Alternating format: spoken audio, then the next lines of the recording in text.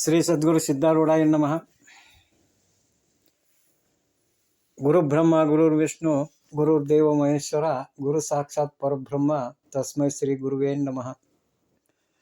ಇವತ್ತಿನ ದಿವಸ ನೀವೆಲ್ಲ ಬಾಲ ಮಡಿವಾಳನ ಒಂದು ಬಾಲ್ಯಾವಸ್ಥೆಯಲ್ಲಿ ತೋರಿದಂಥ ಬಾಲ್ಯ ಲೀಲೆಗಳನ್ನು ನೀವು ಕೇಳೋಣಂತ.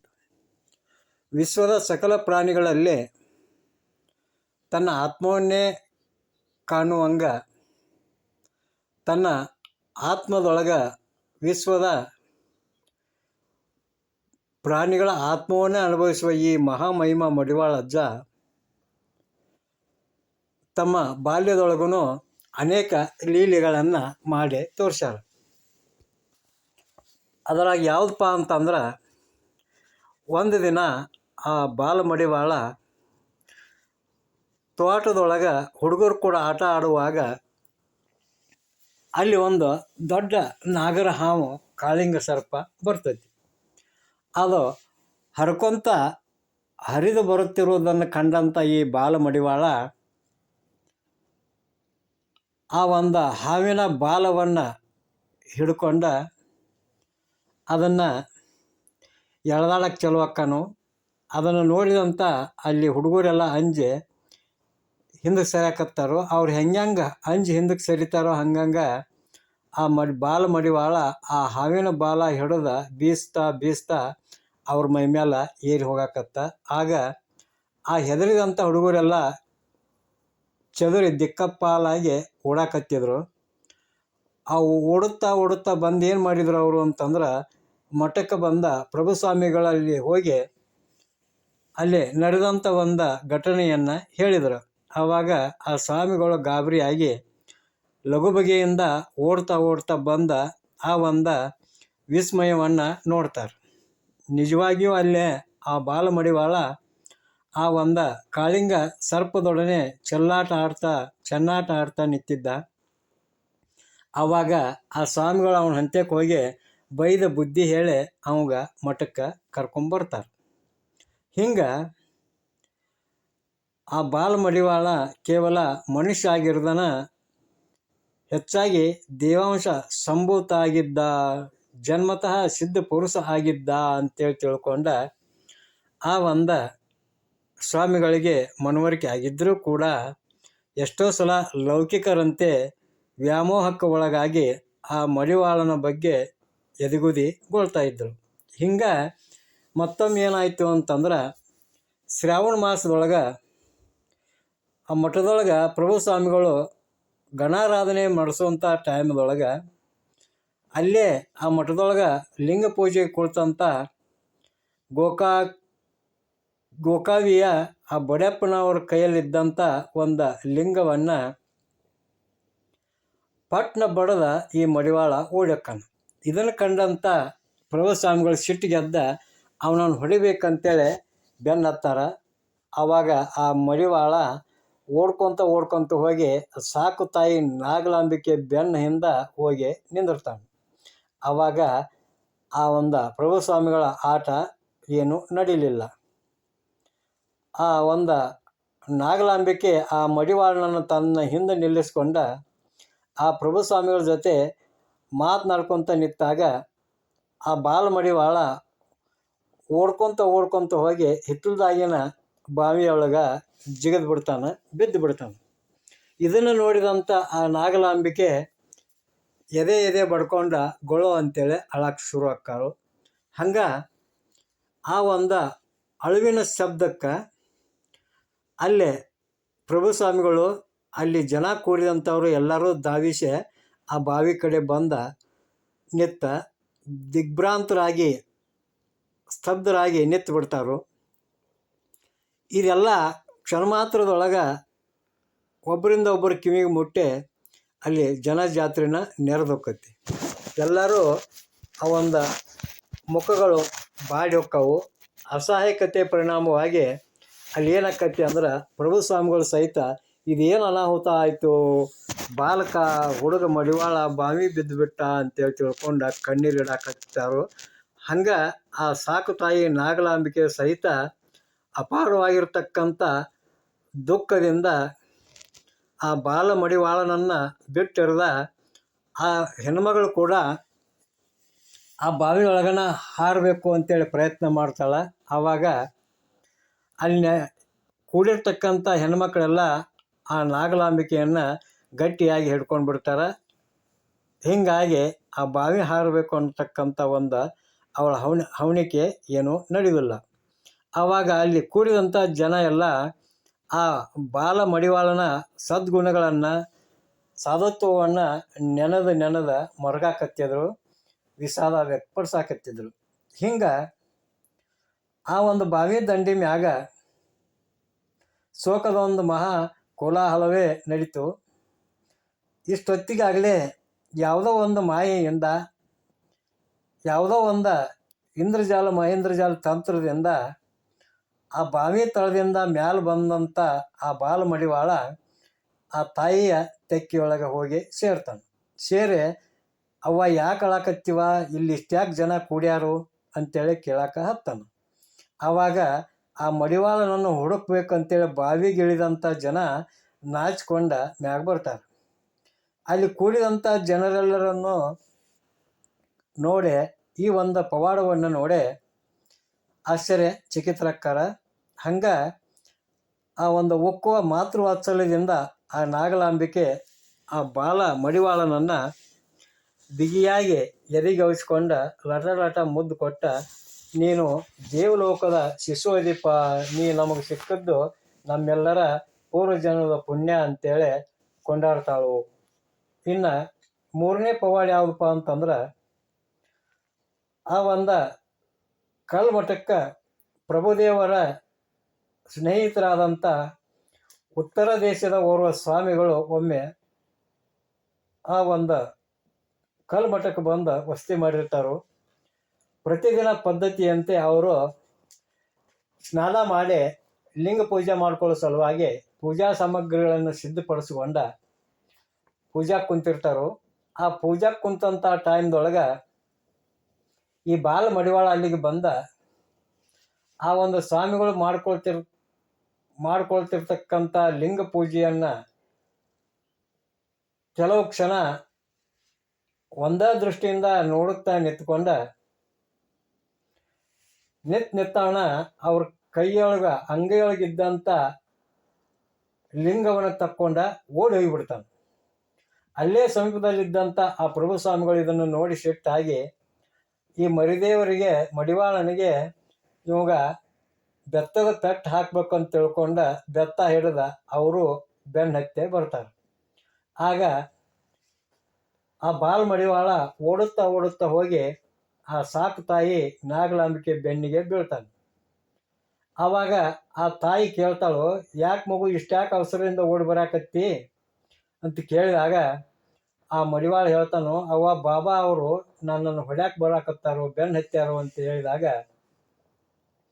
ಆ ತಾಯಿ ಅಂತಾಳು, ಮುದ್ದು ಮಗನ, ನಿನ್ನನ್ನು ಹೊಡೆಯೋರು ಯಾರು, ನಿನ್ನನ್ನು ಹೊಡೆದ್ರೆ ಅವ್ರು ಎಲ್ಲಿರ್ತಾರೆ ಇಲ್ಲಿ, ಸುಮ್ಮನಿರು ಅಂತೇಳಿ ತನ್ನ ಕೆಲಸದೊಳಗೆ ತೊಡಗ್ತಾಳೆ.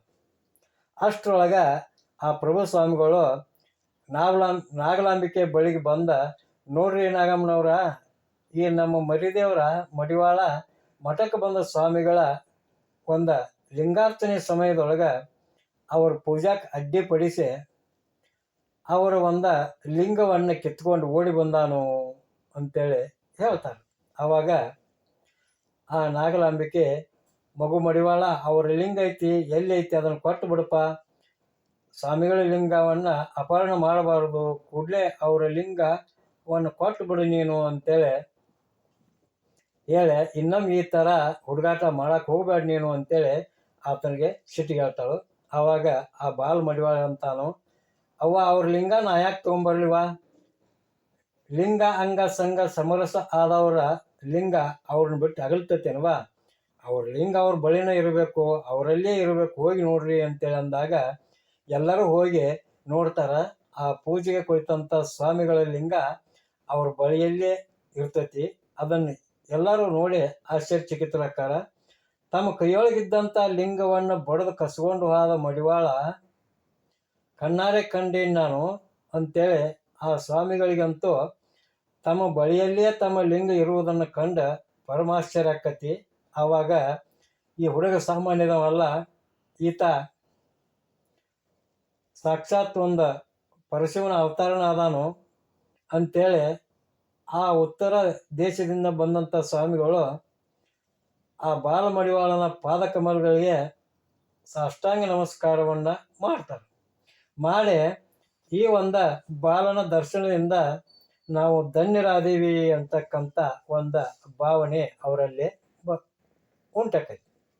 ಹಿಂಗೆ ಆ ಬಾಲಮಡಿವಾಳ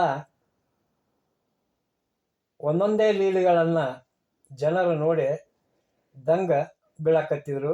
ಇಂಥ ಒಂದು ಚಿಕ್ಕ ವಯಸ್ಸಿನೊಳಗೆ ಇಷ್ಟ ಅದ್ಭುತ ಪವಾಡ ಲೀಲೆಗಳನ್ನು ಇವ ಮಾಡ್ತಾನೋ ಅಂತಂದ್ರೆ, ಇವ ದೊಡ್ಡವ ಆದ್ಮೇಲೆ ಇನ್ನೂ ಏನೇನು ಪವಾಡಗಳನ್ನು ಮಾಡ್ತಾನೋ ಅಂತೇಳಿ ಅಲ್ಲಿದ್ದಂಥ ಜನ ತಮ್ಮೊಳಗೆ ಮಾತಾಡ್ಕೊಳ್ಳಕತ್ತಿದ್ರು.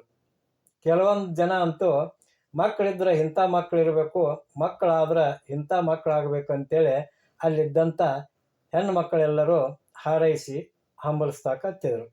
ಇನ್ನು ಮುಂದಿನ ಪವಾಡ ಯಾವಪ್ಪ ಅಂತಂದ್ರೆ, ಹಿಂಗೆ ಏನು ಮಾಡ್ತಿದ್ದಾವ ಅಂತಂದ್ರೆ, ನಿರಂತರವಾಗಿ ಚಿಮ್ಮುತ್ತಿರುವಂಥ ಅತ್ಯುತ್ಸಾಹದ ಮೂಲಕ ಅವ ಮಾಡುವಂಥ ಕಿಡಿಗೇಡಿತನ, ತುಂಟತನ, ಮಂಗಚೇಷ್ಟೆ ಮೂಲಕ ಅವ ಪ್ರಸಿದ್ಧ ಆಗಿದ್ದ. ಹಿಂಗೆ ಈ ವಿಷಯದೊಳಗೆ ಅವನ ಊರು ಹುಡುಗರು ಪ್ರಭು ಸ್ವಾಮಿಗಳ ಮುಂದೆ ಬಂದ ದೂರುಗಳನ್ನು ಹೇಳ್ತಿದ್ರು. ಆವಾಗ ಆ ಪ್ರಭು ಸ್ವಾಮಿಗಳು, ಹೇ ಮಡಿವಾಳ, ನಿನ್ನ ಕಿಡಿಗೇಡಿತನಕ್ಕೆ ಊರಿಗೆ ಬ್ಯಾಸತ್ತು ಹೋಗೈತಪ್ಪ. ಈ ವಿಷಯದೊಳಗೆ ಊರವರೆಲ್ಲ ಬಂದ ನಿನ್ನ ಮ್ಯಾಗ ದೂರುಗಳನ್ನು ಕೊಡುವುದನ್ನು ಕೇಳಿ ನನಗೂ ಬೇಸರ ಆಗೈತಿ. ಅದಕ್ಕೆ ಇವತ್ತಿನ ದಿವಸ ನಿನ್ನನ್ನು ಮಠದಿಂದ ಹೊರಗೆ ಹೋಗಕ್ಕೆ ಕೊಡುವುದಿಲ್ಲ, ಸಂಜೆವರೆಗೂ ಈ ಕೋಣೆಯೊಳಗೆ ಕೂಡ್ರು ಅಂತೇಳಿ ಆ ಬಾಲಮಡಿವಾಳನನ್ನು ಒಂದು ಕೋಲಿ ಒಳಗೆ ಭದ್ರವಾಗಿ ಬಾಗಿಲ ಹಾಕಿ ಅದಕ್ಕೆ ಚಿಲಕ ಹಾಕಿ ಕೀಲಿನ ಸಹಿತ ಹಾಕ್ತಾರೆ, ಅದಕ್ಕೆ ಬೀಗ ಹಾಕಿಬಿಡ್ತಾರೆ. ಇದರ ಜೊತೆಗೆ ಬಾಲಮಡಿವಾಳ ಅವಿವೇಕತನದಿಂದ ಏನಾದರೂ ಕಿಡಿಗೇಡಿತನ ಮಾಡಕ್ಕೆ ಹೋಗಿ ಕೆರೆ ಭಾಗಗಳ ಪಾಲು ಆದಗಿದನಲ್ತಕ್ಕಂಥ ಒಂದು ಭಯ ಎದೆಗುದಿ ಆ ಪ್ರಭು ಸ್ವಾಮಿಗಳ ಮನಸ್ಸಿನೊಳಗೆ ಯಾವಾಗಲೂ ಕಟ್ಟಿತಿತ್ತು.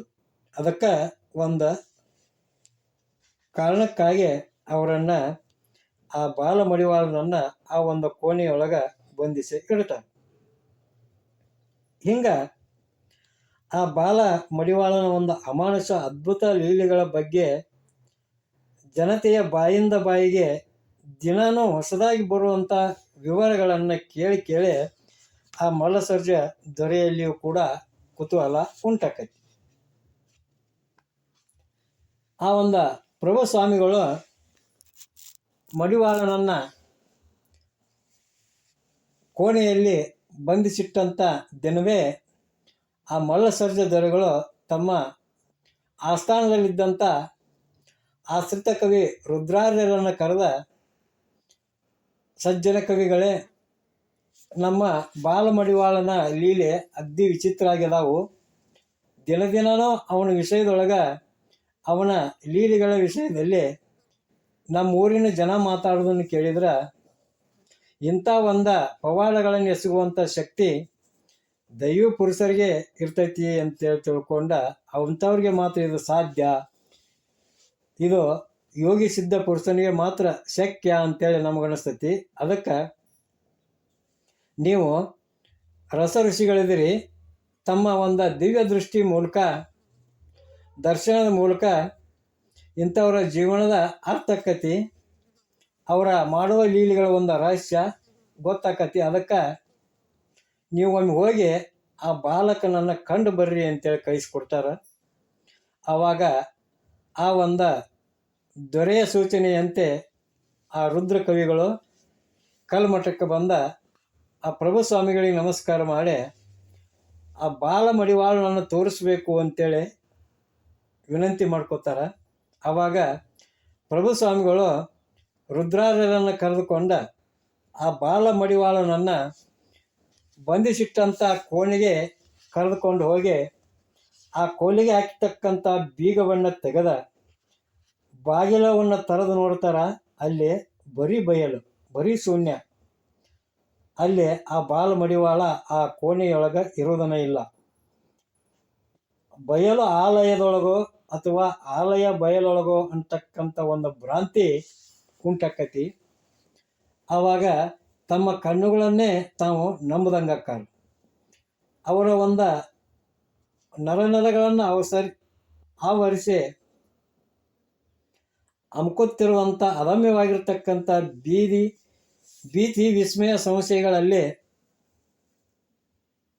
ದಿಗ್ಭ್ರಾಂತರಾಗಿ ಆ ಕೋಣೆ ಮೂಲೆ ಹುಡುಕ್ತಾರೋ ತಡಕ್ತಾರೋ, ಆದ್ರೂ ಆ ಕೋಲಿಯೊಳಗೆ ಆ ಬಾಲ ಮಡಿವಾಳ ಇರುವುದಿಲ್ಲ. ತಮ್ಮ ಕೈಯಿಂದ ತಾವೇ ಆ ಕೋಣೆಯಲ್ಲಿ ಆ ಬಾಲಕನನ್ನು ಹಿಡಿದು ಹಾಕಿ ಕೀಲಿ ಹಾಕ್ಕೊಂಡು ಆದರೂ ಈ ಬಾಲ ಮಡಿವಾಳ ಎಲ್ಲಿ ಮಾಯ ಆಗಿ ಹೋದ ಅಂತಕ್ಕಂಥ ಒಂದು ಚಿಂತೆಯೊಳಗನ ಪ್ರಭು ಸ್ವಾಮಿಗಳು ಮಗ್ನರಾಗಿರ್ತಕ್ಕಂಥ ವೇಳೆಯೊಳಗೆ ಅಲ್ಲಿ ಸಾಕು ತಾಯಿ ನಾಗಲಾಂಬಿಕೆ ಬಂದ ಸ್ವಾಮಿಗಳನ್ನು ಕೇಳ್ತಾಳೆ, ನೀವು ಇಲ್ಲಿ ಯಾರನ್ನು ಹುಡುಕಾಕತ್ತೀರಿ ಅಂತೇಳಿ ತಿಳ್ಕೊಂಡು ಕೇಳಿದಾಗ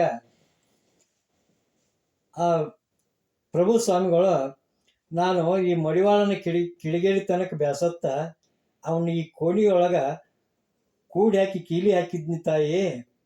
ಅವ ಈಗ ಕೀಲಿ ತೆಗೆದು ನೋಡಿದ್ರೆ ಕೋಳಿಯೊಳಗೆ ಇಲ್ಲ ಅಂತೇಳಿ ಅಂದಾಗ ಅವ ಒಳಗೆ ಅಡುಗೆ ಮನ್ಯಾಗ ಬರಿಮೈಯಿಂದ ಊಟಕ್ಕೆ ಕುಂತಾನ, ಊಟ ಮಾಡಾಕತ್ತಾನು. ಊಟ ಆದ್ಮೇಲೆ ಆಡಕ್ಕೆ ಹೋಗ್ತೇನೆ ಅಂತ ಹೇಳಕತ್ತಾನು. ಅದಕ್ಕೆ ಅವನ ಅಂಗಿ ಟಪ್ಪಿಗೆ ಕೊಡ್ರಿ, ಹೊರಗೆ ಹೋಗಿ ಆಟ ಆಡಿ ಹುಡುಗರು ಕೊಟ್ಟು ಜಗಳ ಮಾಡಿ ಮತ್ತೆ ಯಾವ ನ್ಯಾಯ ತರ್ತಾನೋ ಏನೋ ಅನ್ಕೊಂತ ಆ ಹೆಣ್ಮಗಳು ಹೇಳಿದಾಗ ಇದನ್ನು ಕೇಳಿದಂಥ ಸ್ವಾಮಿಗಳಿಗೆ ಒಮ್ಮೆಗೆ ವಿಶ್ವಾಸ ಹುಟ್ಟಲಿಲ್ಲ. ಈ ಒಂದು ನಾಗಲಾಂಬಿಕೆ ಮಾತಿನ ಸತ್ಯತೆಯನ್ನು ಪರೀಕ್ಷಿಸ್ಬೇಕಂತೇಳಿ ತಿಳ್ಕೊಂಡ ಆ ರುದ್ರಾರ್ಯ ಕವಿಗಳೊಡನೆ ಅಡಿಗೆ ಮನೆಗೆ ಹೋಗ್ತಾರ. ಅಲ್ಲೇ ಮೃಷ್ಟಾನವನ್ನು ಊಟ ಮಾಡ್ತಾ ಕುಳಿತಿರ್ತಕ್ಕಂಥ ಆ ಬಾಲ ಮಡಿವಾಳನು ಓಡಿ ಬಂದ ಸ್ವಾಮಿಗಳನ್ನು ಅಪ್ಪಿಕೊಂಡ ಅವರ ಎರಡೂ ಕಾಲಿಗಳಿಗೆ ತೆಕ್ಕಿ ಬಡದ ನಗ ಕತ್ತಿ ಬಿಡ್ತಾನ. ಇದನ್ನು ಕಂಡಂಥ ಅವರ ಒಂದು ಪರಮಾವಧಿ ಸಂತೋಷ ಮಗ್ನರಾಗಿ ಅವನನ್ನು ಮುದ್ದಾಡಿ, ಮಗು ಮಡಿವಾಳ, ನೀ ಮನುಷ್ಯ ಅಲ್ಪ, ದೇವಾಂಶದಿ, ನೀನು ದೇವರ ಪ್ರತಿರೂಪವೇ ನೀ ಅದಿ, ಇಂಥ ಒಂದು ತುಂಬಿ ತುಳುಕುವಂಥ ಲೋಕೋತ್ತರ ಮಹಿಮಾಶಾಲಿಪ ನೀನು, ನಿನ್ನಂಥ ಒಂದು ದಿವ್ಯವಾಗಿರ್ತಕ್ಕಂಥ ಬಾಲಕನನ್ನು ಸಂರಕ್ಷಣೆ ಮಾಡುವಂಥ ಒಂದು ಈ ಸುಯೋಗವನ್ನು ಆ ಪರಮಾತ್ಮ ನನಗೆ ದಯಪಾಲಿಸ್ಯಾನು ಅಂತಂದ್ರೆ ಈ ಭೂಮಿ ಮ್ಯಾಗ ನಾನಾ ಧನ್ಯದೀನಿ ಅಂತೇಳಿ ತಿಳ್ಕೊಂಡ ಎದೆ ತುಂಬೆ ಕಣ್ತುಂಬೆ ನುಡಿತಾರು. ಹಿಂಗೆ ಈ ಒಂದು ಬಾಲ ಮಡಿವಾಳನ ಈ ದಿವ್ಯ ಲೀಲೆಯನ್ನು ಕಂಡಂಥ ಆ ಕವಿ ರುದ್ರಾರ್ಯರು ಪರಮಾಶ್ಚವುಳ್ಳವರಾಗಿ ಅರಮನೆಗೆ ಹೊರಟು ಹೋದರು. ಹಿಂಗ ಆ ಒಂದು ಅತ್ಯದ್ಭುತ ಕೃತಿಯಿಂದ, ಪವಾಡಗಳಿಂದ ಆ ಒಂದು ಬಾಲ ಮಡಿವಾಳನ ಬಗೆಗಿರುವಂಥ ಜನರ ಭಯಭಕ್ತಿಗಳು ಇನ್ನೂ ಹೆಚ್ಚಾದವು ಅಂತ ಹೇಳುವಲ್ಲಿಗೆ ಇವತ್ತಿನ ಚರಿತ್ರೆಯನ್ನು ಮುಕ್ತಾಯಗೊಳಿಸೋಣಂತ. ಜೈ ಮಂಗಳಂ, ಜೈ ನಮಃ ಪಾರ್ವತೀಪತಿ ಶಿವಹರ ಮಹಾದೇವ. ಶ್ರೀ ಸದ್ಗುರು ಸಿದ್ಧಾರೂಢಾಯ ನಮಃ. ಶ್ರೀಮನ್ ನಿಜಗುಣ ಶಿವಯೋಗಿ ಮಹಾರಾಜ್ ಕಿ ಜೈ.